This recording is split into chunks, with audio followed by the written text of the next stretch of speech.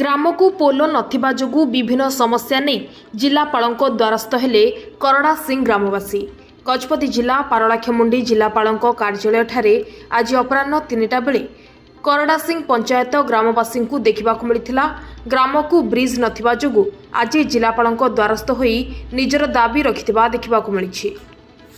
Sir ଆମର ଯେଉଁ କରଡ଼ା ସିଂ ପଞ୍ଚାୟତରେ କରଡ଼ା ସିଂ ଗ୍ରାମରେ ଗୋଟେ ବ୍ରିଜ୍ଟା ଅଛି, ମହେନ୍ଦ୍ର କନ୍ୟା ବ୍ରିଜ୍ଟା, ସେଟା ଆଜକୁ 12 ବର୍ଷ ହେଲାଣି ସେଟା ଅଧପନ୍ଥୀ ହେଇକି ଅଛି।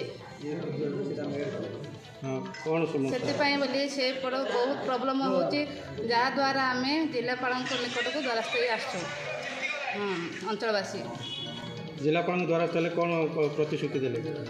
ଏଡିଏମ୍ ସାର୍ ଥିଲେ, ଜିଲ୍ଲାପାଳ ତ ନଥିଲେ ସାର୍, ତାଙ୍କୁ ଲେଟର୍ ଦିଆଯାଇଛି, ତାଙ୍କେ ଜଣେଇ ବୋଲି କହିଛନ୍ତି, ପ୍ରତିଶ୍ରୁତି ଦେଇଛନ୍ତି, ଶୀଘ୍ର କାମଟା ଦେଖିବେ ବୋଲି କହିଛନ୍ତି।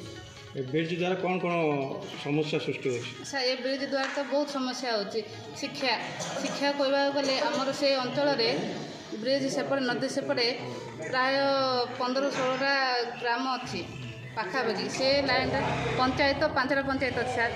ସେପଟ ଲାଇନ୍ରେ ଶିକ୍ଷା କହିଲେ ପ୍ରାୟ ଏମ୍ଇ ସ୍କୁଲ୍ ଗୁଡ଼ାକ ଅଛି, ହାଇ ସ୍କୁଲ୍ ନାହିଁ କି କିମ୍ବା କଲେଜ ନାହିଁ, ଯାହାଦ୍ୱାରା ଏ ବ୍ରିଜ୍ ଦେଇକି ଯିବାକୁ ପଡ଼ୁଛି। ପାଣିର ଅସୁବିଧା ହେଉଛି ଡିଇବା ପାଇଁ, ତେଣୁକରି ପିଲାମାନେ ପାଠ ଛାଡ଼ି କାଲି 8th 9th ପଢ଼ିକି ରହିଯାଉଛନ୍ତି।